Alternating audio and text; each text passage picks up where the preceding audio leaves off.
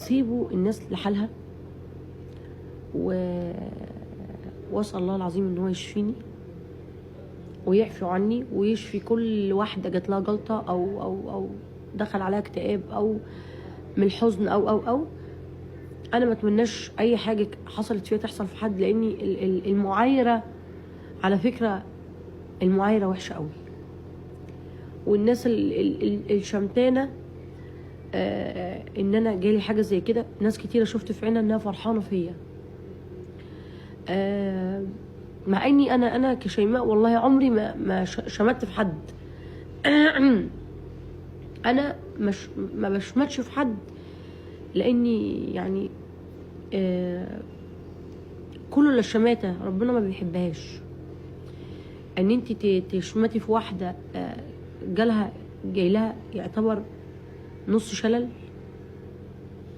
وناس تدعي تقولك اصل عاملة فيلر، اصل بوتكس، اصل انت ارحميني. يعني انت فين ايدي دي مش هتطوعني احط فيلر ولا بوتكس في وشي وانا ابني متوفي. وانا مش مضطره ان انا ابرر لحد. انا لو عايزه اعمل فيلر هقول انا عامله فيلر، هقول انا عامله.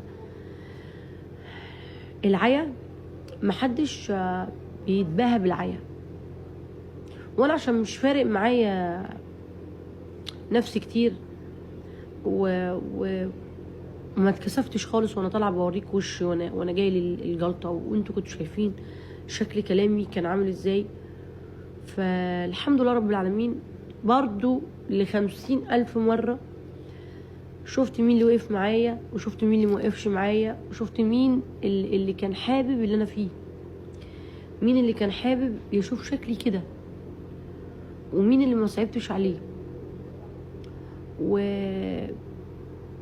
واحنا في الايام اللي ما يعلم بها الا المولى اللي احنا فيها دي، اللي كلها شبه ايامها وشبه بعضها وما تعرفوش مين مع مين ولا مين على مين. قررت ان انا اكون واحده جديده خالص. قررت ان انا اكون ناجحه في شغلي واهتم بشغلي اكتر واديكم النتائج اللي انتوا عايزينها اكتر، لاني هو شغلي هو اللي هيشيلني، هو اللي هيديني الطاقه الايجابيه اللي انا طول عمري بديها لكم.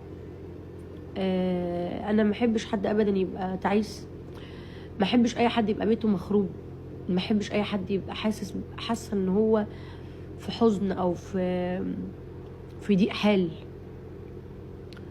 وكل البيوت فيها مشاكل وكل البيوت فيها تعب، بس الدنيا بقت جحده قوي، الناس بقت جحده. يعني مش عارفه اقول لكم ايه، بس انا